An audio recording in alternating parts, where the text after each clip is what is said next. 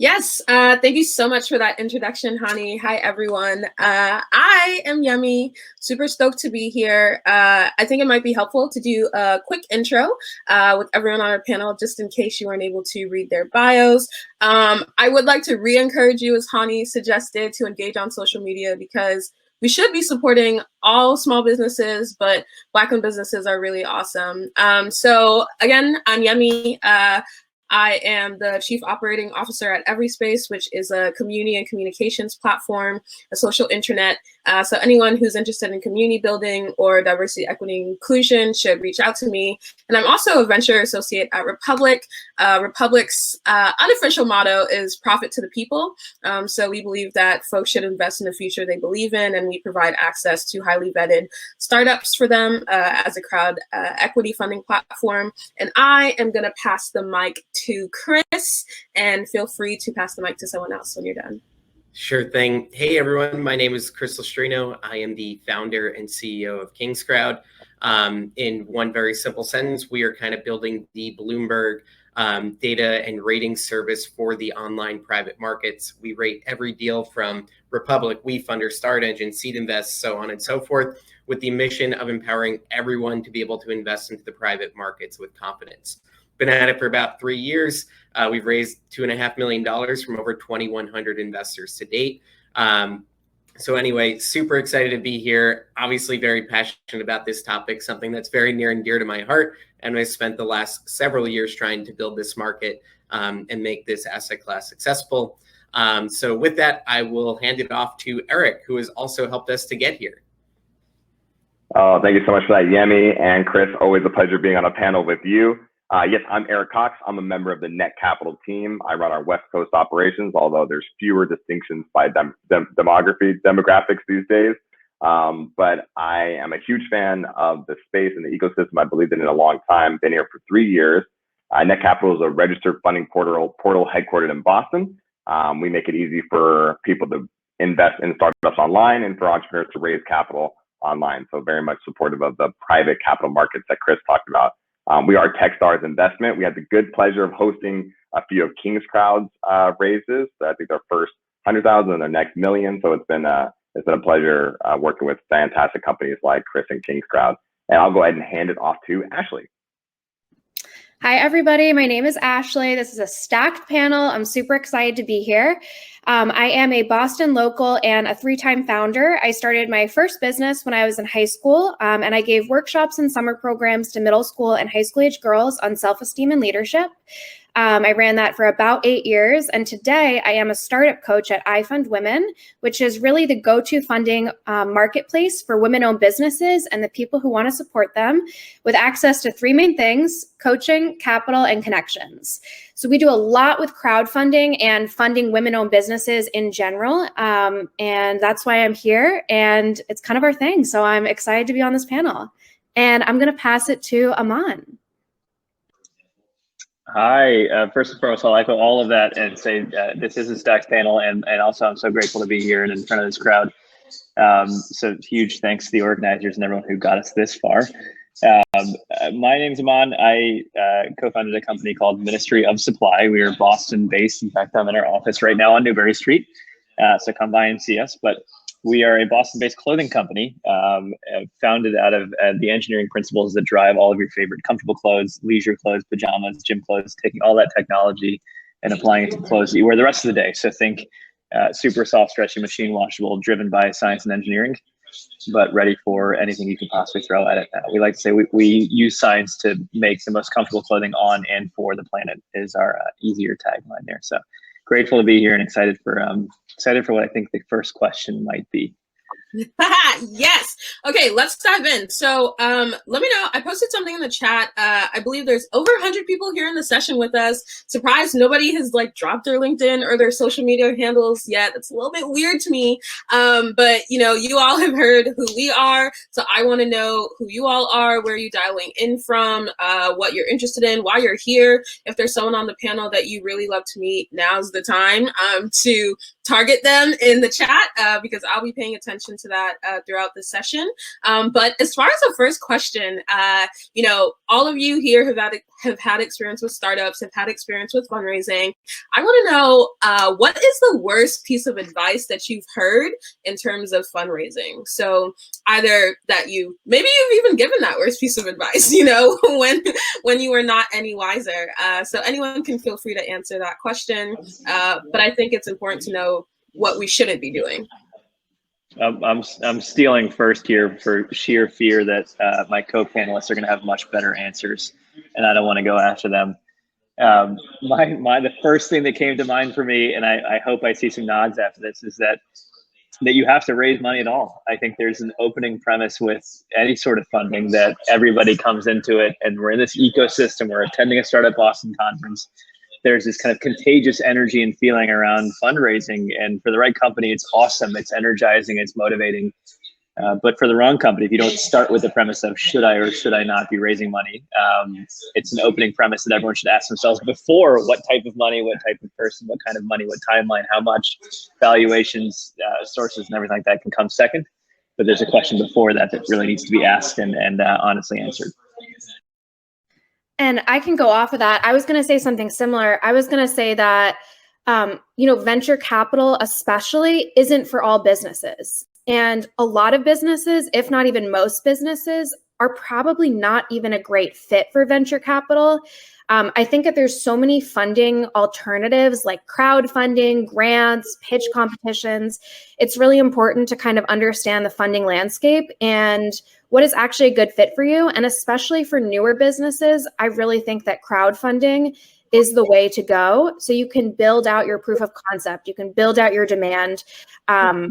Yeah, and really quickly, something else that I'll see a lot is a lot of newer businesses will think that grants are kind of going to be like their go-to funding method.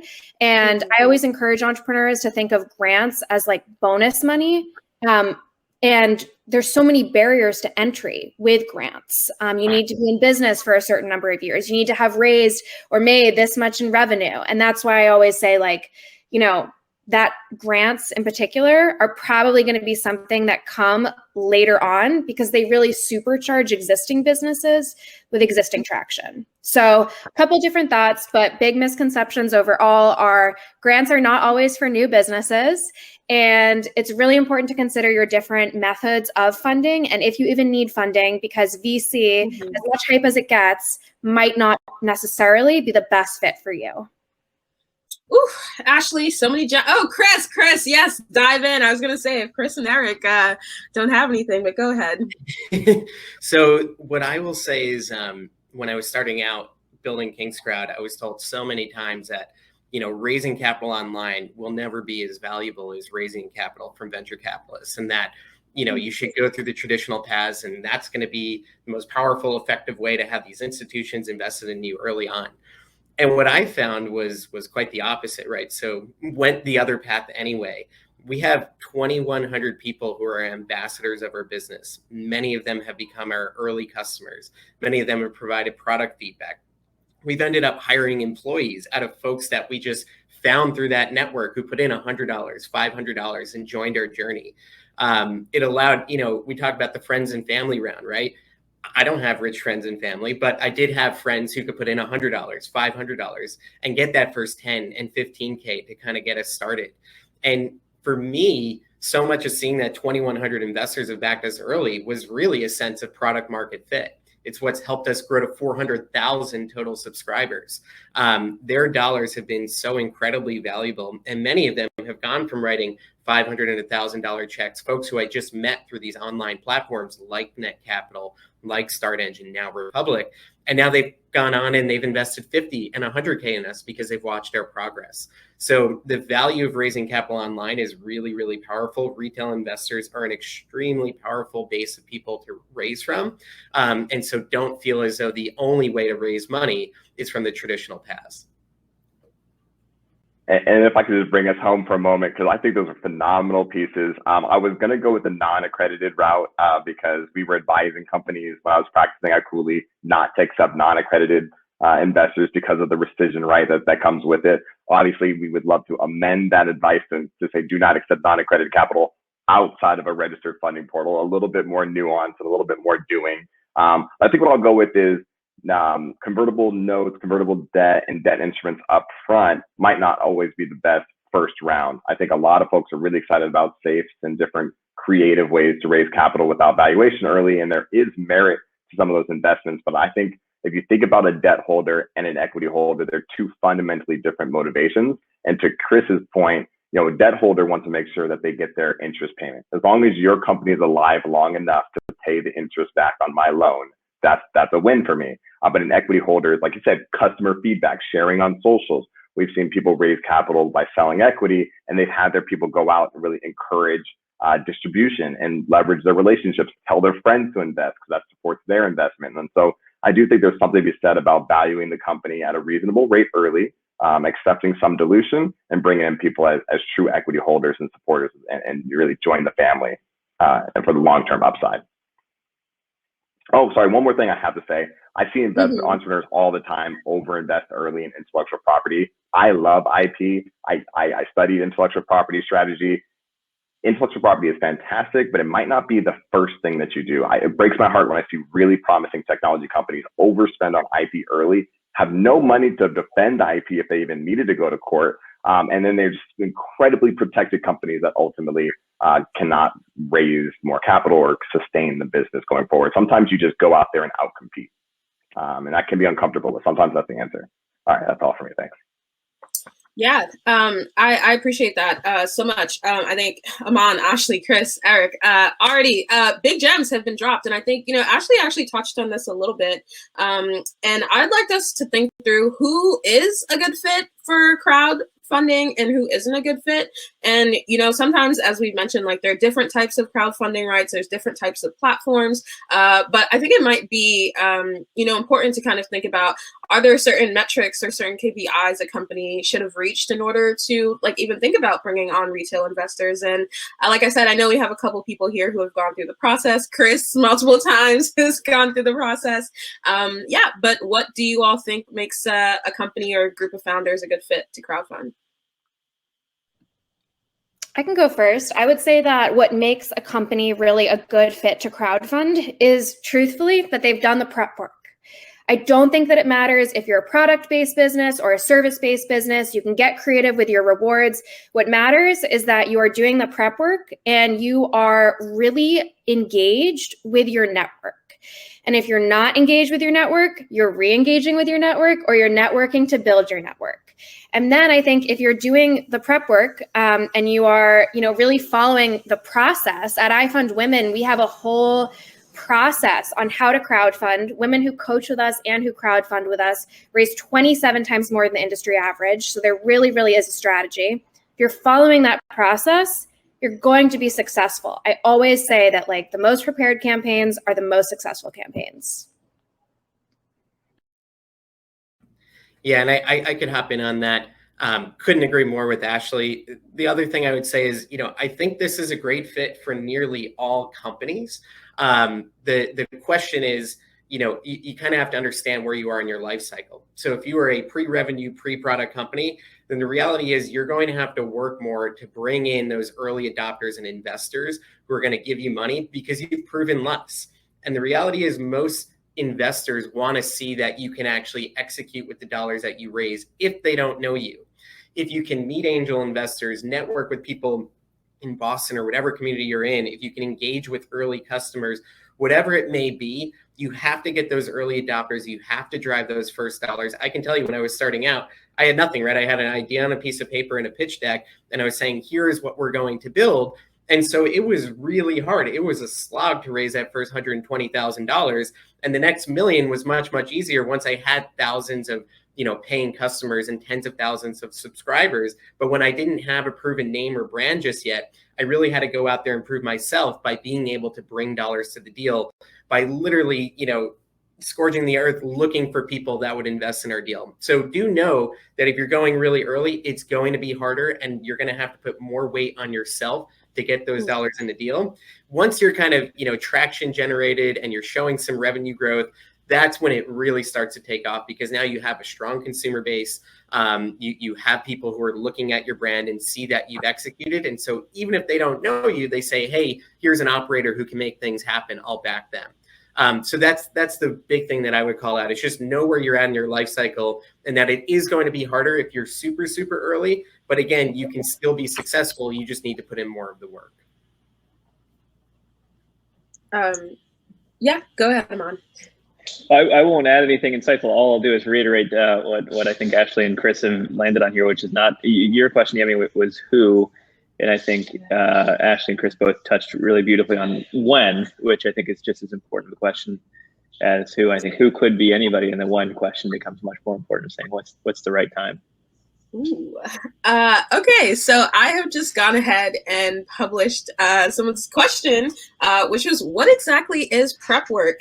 I think that we talked a little bit about this in regards to just networking, letting people know what you're doing, but are there any other ways to prepare for crowdfunding and things that should be done beforehand? I can say you're going to need a professional video. You're going to need a really solid pitch. You're going to need to map out your entire network. You're going to need reward strategy. These are all things that I coach on. I'm going to drop a link of a really great place to start that has a lot of resources. And actually at iFund Women, we have a free 2-hour video e-course that walks you through the entire process of crowdfunding. It's accessible to anyone. So I would definitely start there, and then I'll walk you through all the prep work. Amazing. Thank you for that. I think that one other question somebody had was actually about how to tier and give benefits. So this question specifically is from Jacqueline, and she says, with crowdfunding, it feels like you often need to give a benefit in the tiers. How do you think about this with pre-revenue consumer tech software? Do you just give swag or stickers or a discount?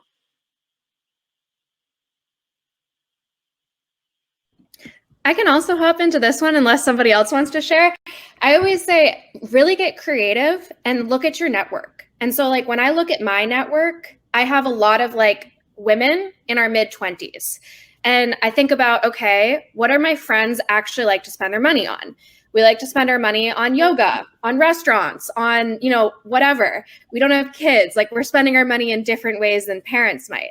And so then I would think, okay, well, what are good rewards that my friends in my network would actually want to spend their money on? And maybe I have a friend who would want to host a virtual yoga class, or maybe I can ask the local restaurant to donate a gift card. If you were a parent, maybe you could, and you have a lot of parent friends, you could offer a night of babysitting or meal prep for a week. I think it's a really great time to get super creative. You don't have to offer your rewards or, your products or services. You can, but as long as it kind of matches who is actually in your community that you're trying to raise from. And one thing I'll throw in there is, I think it's great to provide rewards, and I know that people have had great success with it. I've actually never offered rewards. And that basically came from the standpoint of concern around being able to make sure I could actually deliver, right? And for me, if we were creating t-shirts or swag, we had 2,100 investors in our last round. Like, that's a lot of t-shirts to mail out and make sure I'm taken care of. And so I didn't want that burden and concern. And I was very clear about it. There was no perks option. We didn't have that called out. So I think there are instances, especially when you are a software company, that you might not need to offer that. I'm not, it's always good to offer additional things and whatnot. But for me, it has worked not doing the rewards, and we've been all right without it. And if I can add to that, so Net Capital made a really thoughtful decision to allow one across the board rewards, no tiered rewards. So we want you to invest whatever investment amount that you're comfortable with and able to, and not be influenced by if you're going to get a t-shirt or a mug or a hat or a signed poster. Really just like, you believe in the investment, and this is how much I can comfortably lose if, God forbid, the investment goes poorly, because these are incredibly risky asset classes. I'm going to go ahead and just reassert how incredibly risky investing in startups are, and you should only invest what you can afford to lose. but we just didn't want, if you're a $1,000 investor, to get a better perk than a $100 investor. So we took that approach. But I also like to say there's one perk that I always loved. We ripped it straight off of Twitch, and that's the investor badge. If you have an application and you're allowing people to have a profile and they get to forever live on your site or your company's website as an investor, or being specifically targeted and highlighted as an early investor, or I've seen I got in early on in the bios for people who are in the space. I love that. I would do that again and again, regardless of the investment amount. I think that's super, super cool. If it's more of a physical product, you can incorporate that in more creative ways, but that takes a little bit more doing. But if you have a digital product and you're not specifically calling out your investors on your website, I think you're doing it wrong. I feel that, Eric. Yeah, I got in early on. Ooh, that is really exciting. Now I feel like I need to be off to the races and just, on WeFunder, Start Edging, Republic, looking for those best deals. Or Net Capital. Net Capital, yes, that too. So, I think it's actually important to kind of talk about the pros and cons to crowd fundraising. One of the questions that we have here is actually for early stage startups, and this is from Diva to Real. Hopefully I'm saying your name correctly. And also for everyone else, please forgive me if I mispronounce. But for early stage startups, raising their seed or pre-seed, is it suggested to use crowdfunding or from individual investors, angel investors, which is effective? Or which is more effective and why?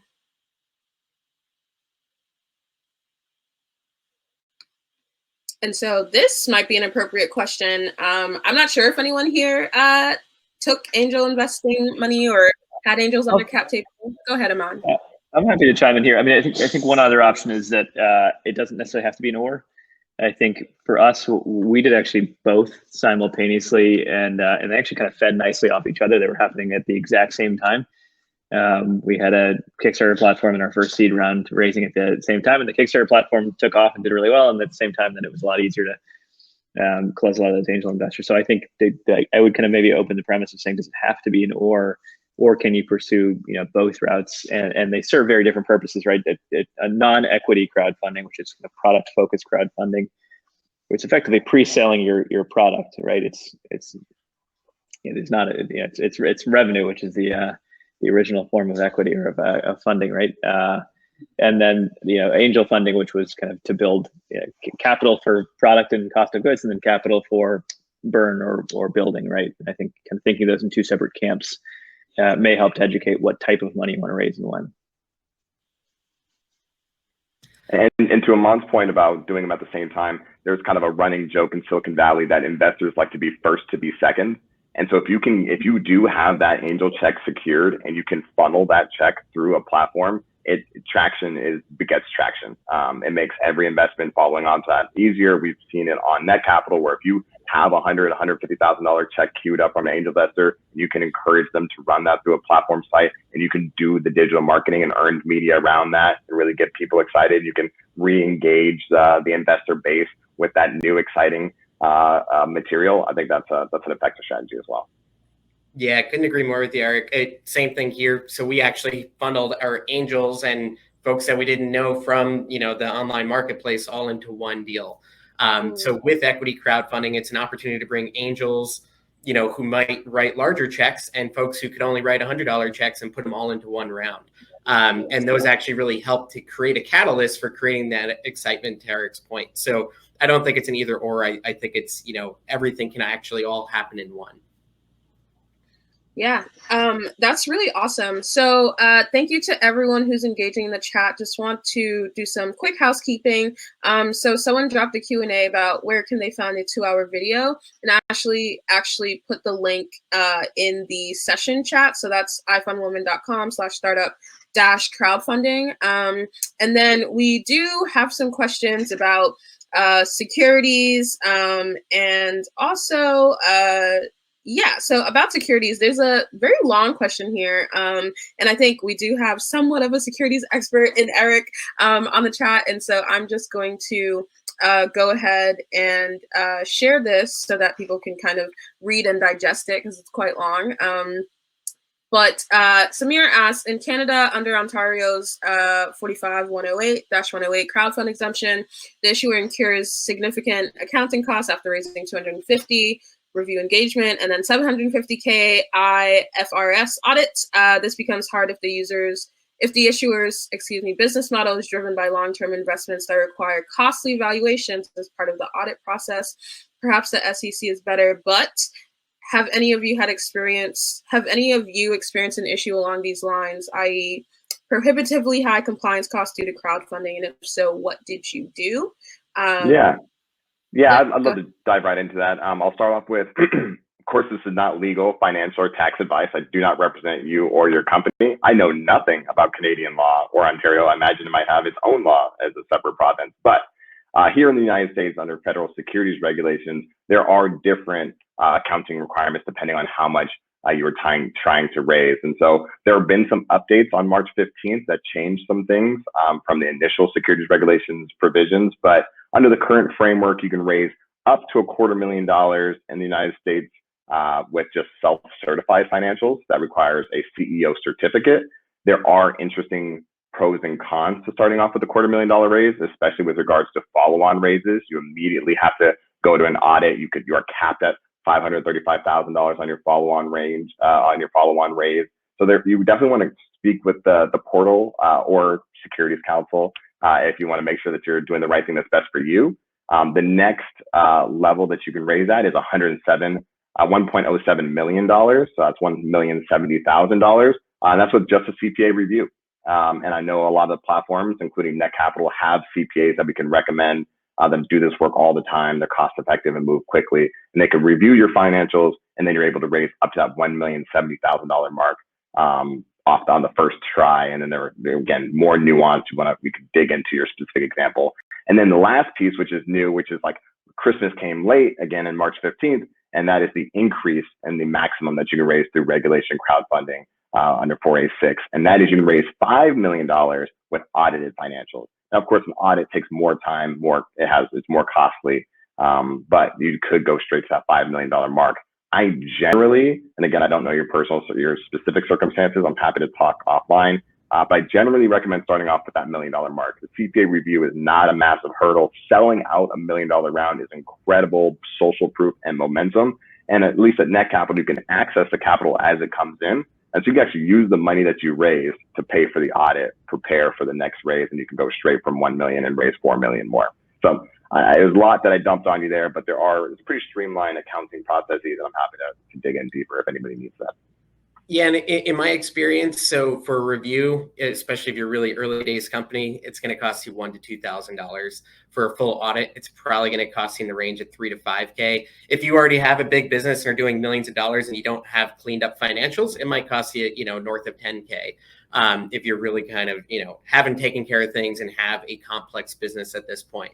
But if you have a pretty simple startup with little revenue, or maybe even no revenue, then it's probably going to cost you, no more than $5,000. And then typically to keep on top of your yearly requirement for Reg CF at that $5 million level, where you have to provide kind of self-certified financials, you're going to end up spending about $1,000 a year to keep up with your compliance standards. So not an overly burdensome thing. That's generally the cost that you can expect. And that's helpful. And remember, there are off-site benefits to having reviewed financials as well. I know when I review companies as potential investment opportunities, having those certified financials makes it easier. One, they're GAAP certified, so they're actually written the right way. Unfortunately, founders don't tend to be accountants. And so oftentimes when you're looking through the financials, they make no sense. So it is handy, even on off-site fundraising, having your financials in order. Good corporate hygiene goes a long way on and off-site. Yes, thank you both for that. I think just staying on trend here with questions about paperwork and legal things. I think someone had asked a question. Let me see. Yes, Jordan Pilot had asked, what sort of paperwork and legal competence is necessary for crowdfunding, and what, if any, options are there for outsourcing that effort and expertise? So I know we touched on that a little bit in the last question, but if there's anything else, feel free to answer. Maybe I can start one more time and I'll be shorter on this part. Certain platforms like Net Capital, we do the legal and compliance in-house, just as a part of streamlining the process, making it easier and more cost effective. We also saw that when we allowed people to do it on their own, They would have their cousin's real estate attorney do their federal securities regulation filings, which, not ideal. And so we really wanted to keep that, proper and done correctly. So we brought that in-house and brought down the price significantly. You can go to any of the major law firms. I'm an alum of Cooley. I love that group up there. They do incredible work. Generally a little bit more expensive. But then there are also newer groups that do great work. I've heard incredible things about CrowdCheck, which I think is a third party, like outsourced compliance and legal group specifically for Reg CF equity crowdfunding campaigns. And so there are a lot of options out there. Some platforms do it for you. Other platforms you have to pay a separate fee for. And then I'll hand it over for anybody else has experience with that. Yeah. Go ahead, Ashley. Thanks. I was going to say, I think also it's probably platform dependent to an extent. At iFundWomen, we are really for newer entrepreneurs or women who are looking to raise anywhere from like $5,000 to maybe like $250,000. So it's definitely a lower amount. And with iFundWomen, all you really need to get started is your website and your business PayPal account. So it's way less barriers to entry, and it's because you're raising just a generally lower amount. Yeah, that's great. I am going to press forward because time is fast spent, and you guys have some really awesome questions here. So I think this one, very quickly, from Dion Johnson, is just about what crowdfunding opportunities are there for deep tech companies with no prototype. So maybe you all have a friend or peer who had no prototype and it was deep tech, but any insights here? Yeah, I can tell you, we've tracked over 3,000 plus companies who've raised capital online over the past 3.5 years. That in total represents about $15 billion plus in market cap. So we've seen a lot of companies. And what I can tell you is that just kind of like in the venture space, right, there are different metrics for different companies that you need to achieve in order to excite people. So for deep tech companies, you can come to a platform and say, listen, we're building this very sophisticated, technology. Here's why and how we're going to do it. Here's the expertise that we have in order to enable this. And, we need to raise a bunch of money in order to be able to do this. And people will give you more leeway with not having revenue, not having a fully built product when you're doing something very complex. Same goes for something like biotech. We recognize you might not have revenue for the next 10 years. We recognize that being phase one, development is actually exceptional. The fact that you even made it that far. So the requirements for different categories where there needs to be vast amounts of upfront capital invested to build out the technology, those companies still tend to do okay because they're telling a story of sophistication. And so we've seen that deep tech companies have done very well, even in their earliest days, because of that element. Thank you for that. So in terms of just like switching tracks very quickly, I think we've talked a little bit about trends in the space, just being in the chat for a second, but we talked about trends in the space. And I think one of the biggest ones for this year was just kind of like breaking it open in terms of like crowd fundraising so that people are able to raise at least 5 million. And I honestly feel like that number may change in the future. And I think, specifically on Republic, our most notable raises have been Gumroad, which is Sahil, as well as Backstage Capital, which is Arlen Hamilton's fund. And, in terms of why they were able to reach that 5 million mark, could be just because of their track record and success. And honestly, I think some of it has to do with their brand and the personal brand they've built for themselves, as well as the brand they have for their business. And so I think it would be interesting to talk about marketing in this space, specifically just storytelling, and how to narrate the value of your product. And, someone said that, Ashley, you had mentioned a video. So this question is specifically for you. The necessity of a professional video. So, should that be more markety or should it speak to business strategy? And is it worth investing personal savings in making this marketing video? Yes, so I was just pulling up a link. So typically for a solid crowdfunding video, the format that we really recommend is starting with your 15-second elevator pitch, then talking about the problem that you are solving, talking about your solution, talking about why you as the founder are uniquely qualified to be solving that, a sentence or two on market size, and then wrapping it up and really making your ask. We have something called the iPhone Women Method Playbook. It's got a lot of tabs. I'm putting it in the chat. If you go, if you open it up and you click File and then Make a Copy, there is a pitch honing tab that will outline that structure of the pitch. And if you click File and Make a Copy, you'll be able to fill out your very own and see a pretty concrete example. I would love to hear other perspectives though, because that's what we have found to be really successful, that format. But I'd love to hear if anyone else has experienced something different. And also, last thing that I'll say is we do professional video services at iFund Women. It's $1,500 for in-person video in New York City, and then $950 for a remote video. I would say it's definitely worth investing in, especially because you're going to make it back. And we know that campaigns with professional videos just raise so much more money. But yeah, I'd love to hear other people's perspectives as well. Yes. Before other people dive in with their perspective, thank you so much for this question, Melissa Mullen. I think another question that similarly relates to this is from Earl Geary, and he talks about the importance of branding and what the best ways are to brand yourself, your product, your service for your crowdfunding campaign. So yeah, I would love people to dive in terms of just marketing, branding, and the video. If I could hop in for a quick second here. One, I love the entire space. Those couple of companies that Yemi mentioned on Republic, I got in on each of them. Fantastic opportunities. You should definitely go subscribe to King's Crowd. That's actually how I became aware. I knew about Gumroad because we were all following Gumroad, and I knew Arlen Hamilton already from backstage, but lots of other deals that I would not have known about, King's Crowd has informed me about. So that's like just God's honest truth. Definitely go and subscribe. If you're considering a fundraise, I'd also recommend subscribing because then you can see what's working well, which companies are having traction, where they are. Just definitely check that out. In terms of videos, I've actually seen, yes, a great video will not hurt you. I've seen low quality videos do okay, surprisingly. There was some stuff that looked like it was fresh out of the 90s that performed. But I think it's because the company and the founder, the other things really came together, right? The market size was huge, the founding team was strong, and everything like that. The one piece that I really wanted to touch about with the branding and the video specifically is when you're doing an equity crowdfunding campaign, remember that you're selling a piece of the company, you're not selling the product.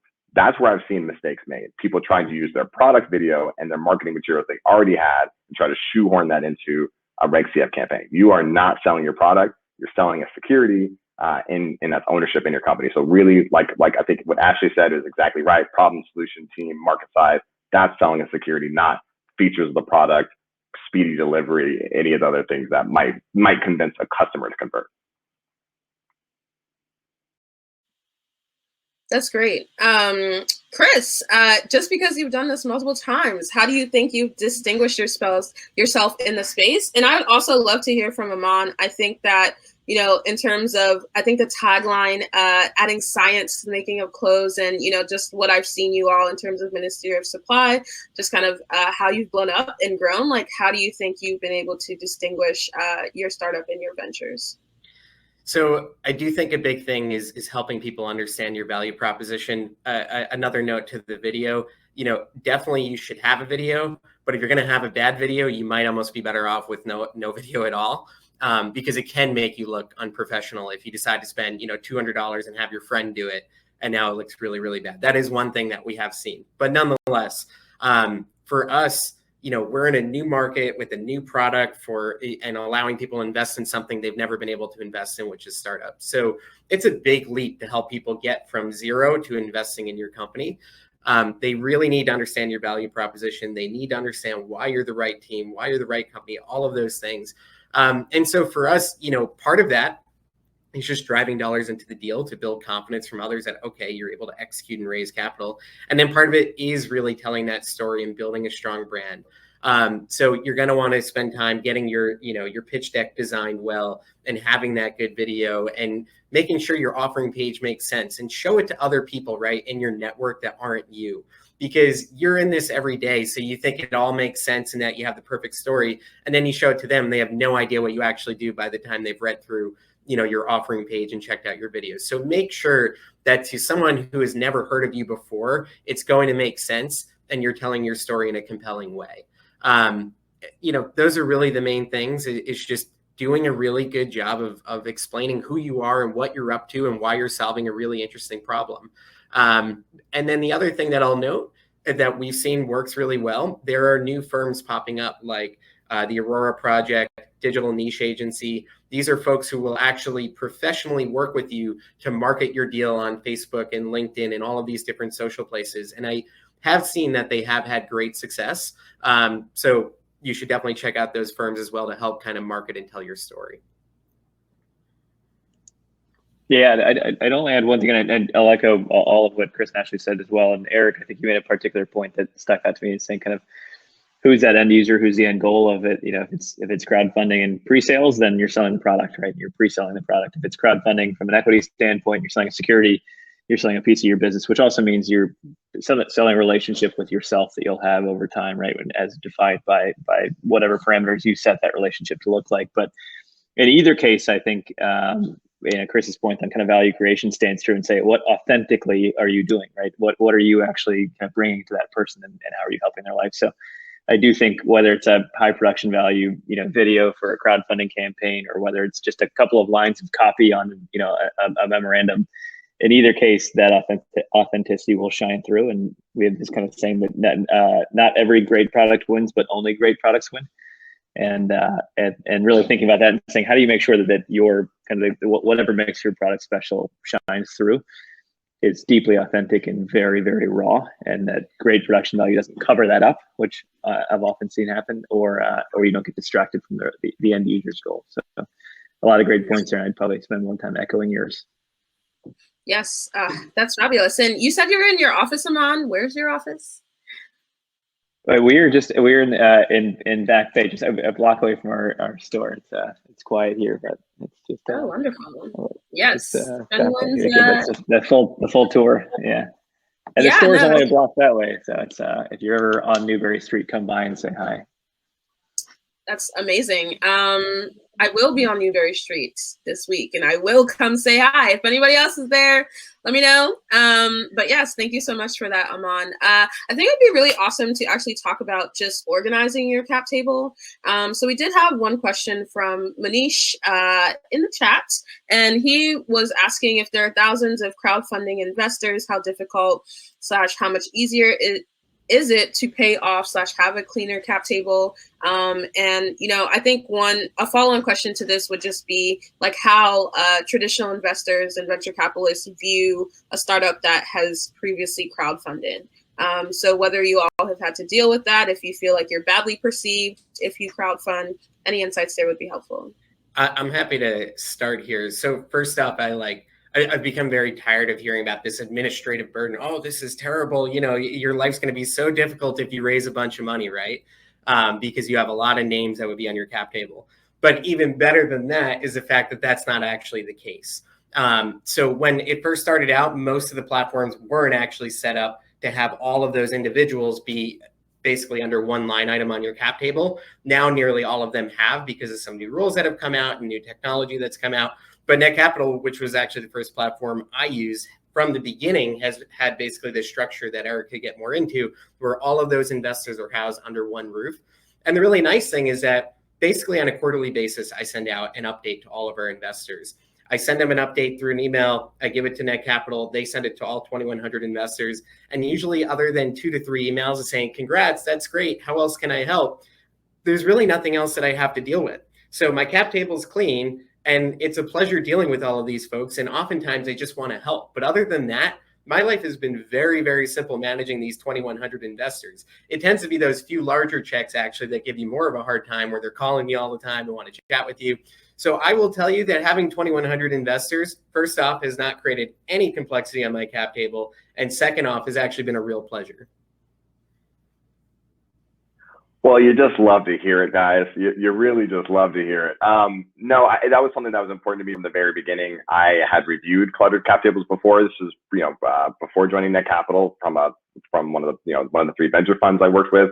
I do understand the concern of follow-on investments and follow-on investors seeing unruly cap tables, but I think you're right. As long as you're working with a platform that understands, and almost all of us do now, I think we are slightly ahead of the curve. I love to see it, but almost all the platforms understand that managing the cap table is important from a regulatory standpoint. Not having more than 300 investors means that your annual review, you only have to do once instead of having to do it for 3 years. There are some other advantages for us because Net Capital does not play VC. We don't take any equity in the companies. We don't take board seats. We don't take control terms. Our model is just different. We knew from the very beginning we wanted to use a custodian or a registered record holder. That way we can allow our, one of our really exciting improvements that we've built out, and we've ran a beta and we have new releases coming soon, is allowing those investors to trade shares amongst themselves. And that's where we see long-term value in Net Capital, and that's where we're going. And so having one line means that we don't have to change their cap table when we move shares between investors, which is what we think is the future of private investments. But that all has to be said. Yeah, a manageable cap table. If you should be doing quarterly updates anyways, you should be engaging with your investor base. And we think we do a pretty good job leveraging our investor relations team to make that pretty streamlined. That's great. Thank you. We did just get a question about resources on cap tables. So for seed stage startups, anything you know of in terms of how to organize, how to structure, that you could drop in the chat or just shout out, that would be really helpful. And then in terms of other questions, I think that it could be good to actually just, once again, kind of go back a little bit to where we started about when you should think about crowdfunding. So we have this question from Hakeem Cunningham, and he asks, when should you start crowdfunding or looking for investors? He's early stage and he's not quite sure of how much he needs or what the appropriate time would be. This is for anyone. I'm happy to throw a quick one out. Oh, did I saw Chris talk, but he's on mute. I'll keep rolling here quickly. But my gut, just reading into the question a little bit, is probably that your next best hour would be spent on the product itself, whether digital or physical, before answering this question. Because as that product is perfected and kind of becomes market ready, these questions become a lot easier to answer. I tend to think that everyone's, naturally when you're a startup, you're thinking about the product and how you bring it to market simultaneously. But when these questions come up, my gut is always to put that question aside for a little bit, revisit it down the road. But whatever your next hour is spent should be perfecting and bringing the product to its final stage, iterating it, talking to more customers and saying these questions will become a lot easier when that product clarity is just so loud that you can't avoid it. Then this question becomes a much easier one to answer for you specifically.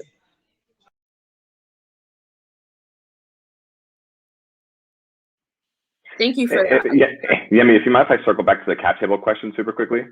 Yeah, go for it. Let me find that. No, it was just somebody was asking about cap table resources. I added one to the chat. It's called 212. They're out of Michigan, so that's part of why I'm partial to them. But I also think they're a good group. We have a couple of our issuers working with them. I know the folks at Carta. I'm a fan of Carta and what they've done. So not to knock Carta at all, but they can be relatively cost prohibitive. I know one of our issuers had over 1,000 investors, raised over $1 million, and Carta was quoting them tens of thousands of dollars a year to manage their cap table because of the number of investors. 212 brought that down to sub 1,000 because, again, we use a registered record holder anyway, so you really only have one line on your cap table. You shouldn't be charging per beneficial owner. Personally, that's how I feel. And they do not. They agree with that methodology. They charge for the one line. So significant savings is 212. They also do really complex waterfall analyses. If you want to think about what your next fundraiser might look like and how that would affect dilution across the board, you can really strategize out into the future. And I think that's pretty cool technology as well. But again, I am biased, but you can check them out as a potential option. Thank you so much for that, Eric. You see, these gem drops, resource drops are exactly why we're here. So being cognizant of time, I do want to make sure that we can answer as many questions as possible because I think that's how folks get the most value. So I'm going to say like a kind of firepower. If we can answer some of these questions like between 60 to 90 seconds, that would be super awesome. So Robert Rosenberg, he had originally asked in the chat, as a person putting money forward into a crowd fund? Are there limits as to the assets or income as someone who puts money in a crowdfunding campaign? I can just take a stab at this pretty quickly. The reason crowdfunding campaigns, specifically Republic, and I know others do this, is that you don't actually have to be an accredited investor to invest. So Republic, I believe that the maximum you can invest as an unaccredited investor is $2,500 a year. So you kind of have to plan when you first get in there, right? Like, are there particular industries or sectors that I want to get in on? Or maybe there's a company I really love, whether they're in the crypto manufacturing space, I want to give them 500. That means that, like, for the rest of the year, I only have 2K left to spend on different campaigns. And so that number could be different based on whichever platform that you're using. But that's my quick answer. If anyone has anything else to share there, feel free to go ahead. Just that I think it's 2,200 regardless, and then it increases. So anyone can invest up to 2,200 a year, regardless of income or net worth. And then your maximum increases based on the greater of 10% of your income and net worth. That's a new change. It used to be the lesser of. You could recognize where there could be issues. Retirees, for example, no income, high net worth, we're still capped by their income. But now it's the greater of, which is a fantastic change by the SEC. If you're listening, bravo. Yes, thank you for that. And so this was a question from earlier, which was Chris mentioned firms who do marketing. So if you could just mention those again. Sure. So one is Digital Niche Agency, and I believe Eric even put their URL in here on the chat. The other one is the Aurora Project. Also, if you talk to most of the platforms, they will be able to help direct you to these firms as well, because they do work with most of the major firms. Thank you for that. Amazing. So Jordan had a cool question about whether there's a difference in the type of crowd investor that, comes on board. And, she's kind of wondering if there are any motivations and interests when it comes to actually being like a retail investor. And does this matter when it comes to crowd investors? So, it's kind of like, if you're a founder, like, at this point, are you just trying to take money from anyone? Do you actually care about your crowd or retail investors? So insights here would be great. I can tell you that in my experience, there's kind of two types of investors that come into these deals. There are people who are truly just saying, let me look for innovative companies who are early on, where I like the team, I like the price, I like the market opportunity, because I'm trying to make a lot of money here, and I'm willing to put a bet on this company that they're going to help me make a lot of money one of these days, right? So there's just the true investor who's in it to find the best deal, and is trying to build their diversified portfolio of startups. The other investor is kind of more the social, really is investing because they believe in the mission, they believe in the company for maybe more social reasons or just personal interests.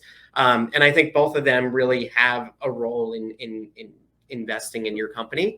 And then the last one, you mentioned kind of strategic versus crowd investors. All of the crowd investors, I think, are strategic because, again, it's another data point to show that there's conviction in what you're doing and that you have product market fit, the fact that people actually want to give you money to build this company. But in terms of strategics can provide a ton of value. And that may be people from industry, right? So we're in the financial services world. So having folks from Citi and Bank of America want to back us, that's a strategic investment, and they can help us moving forward. So looking for both is great. And the wonderful thing is that in this world, you can get both at the same time.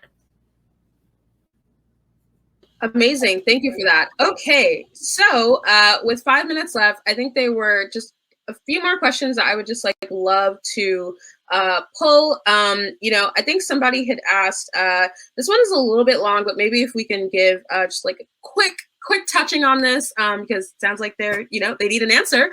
So very quickly, an ECF company I invested in requested that I exchange my outstanding SAFE for preferred shares in exchange for a right of first refusal if we have the opportunity to buy back shares in the future. They said the outstanding SAFEs were preventing them from raising a Series A round, even after the tremendous growth we've had in 2020. The crux of the issue is that the planned conversion of the SAFE at exit is causing all the other investors to slowly bear the dilution from future financing rounds. This is hurting our ability to bring on new investors. Any thoughts? The one thing I'll say is if they're converting you to preferred shares, that tends to be a good thing. And now you'll be an actual equity holder in the organization. So from what I'm reading here, just at a very top level, it doesn't sound like a negative thing, but Eric, who knows securities better, could probably answer it better than I. Yeah, I'm so sorry. I was engaging with chat because I added the wrong link to 212, or it's 212.co and .com, and so I apologize for sending you to what was clearly just a wrong, broken link. Thanks for pointing that out, Bob.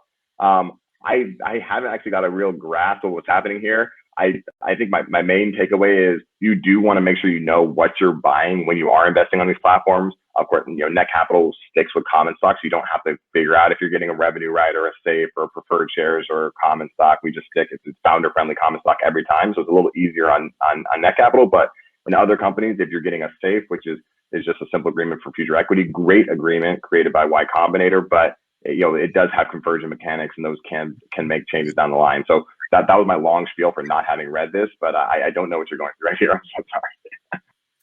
No, and that's quite all right. I would definitely encourage Karen to hopefully these responses help, but if not, like, feel free to reach out and ask for clarification. I will say I really love this question that came up, and it was a question about putting Ashley on the spot to ask just for resources that are available to women. Let's see.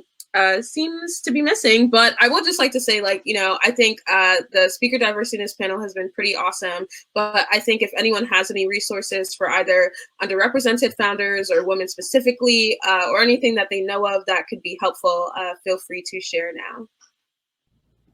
Yeah, so we offer coaching for women entrepreneurs. So I'll put in a link for coaching.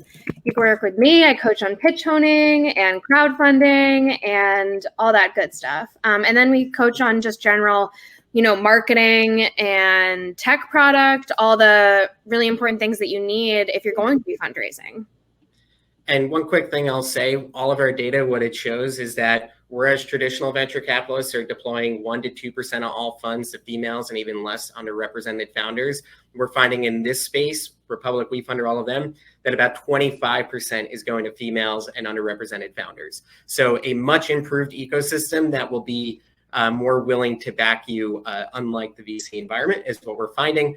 And I will put a shameless plug for our current raise. If you're interested in King's Crowd, I'll put a link, invest.kingscrowd.com, for you to check us out right now in our Series A. Yes. Love that. And if I can add a couple of things, we are trying to support minority founders. We're focused on female this month. We're trying to build out a program where we've done it before, where one founder will get a free onboarding setup and be able to raise capital, and they'll also get advice from industry leaders. I'm adding a link to that if anybody wants to add their information, and obviously we'll review it and see if we can get that squared away. And then of course, I believe in hiring and wiring, right? So we want to hire the diverse groups of people. I'm adding a link to our Angel Co, and Net Capital is hiring. So if any of those roles speak to you, especially if you're a diverse founder or a diverse member of the community, please do apply. Thank you for that.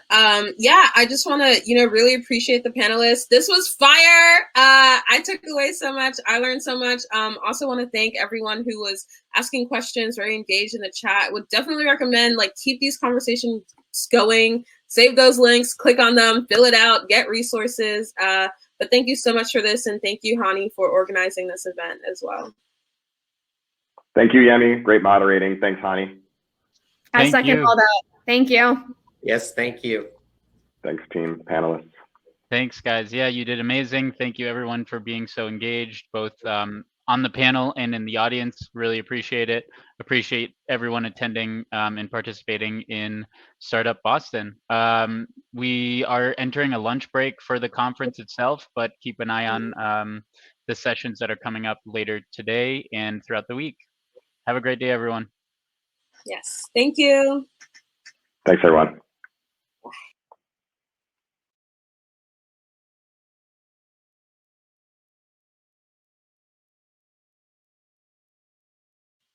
Yes. Thanks, everyone. Trying to figure out how to get off stage. Me too. Me too. Everybody else knew. Everybody else knew how to get out of here. I'm just going to close the link, I think. Amazing. Thanks, Steph. Yes. Bye. Bye.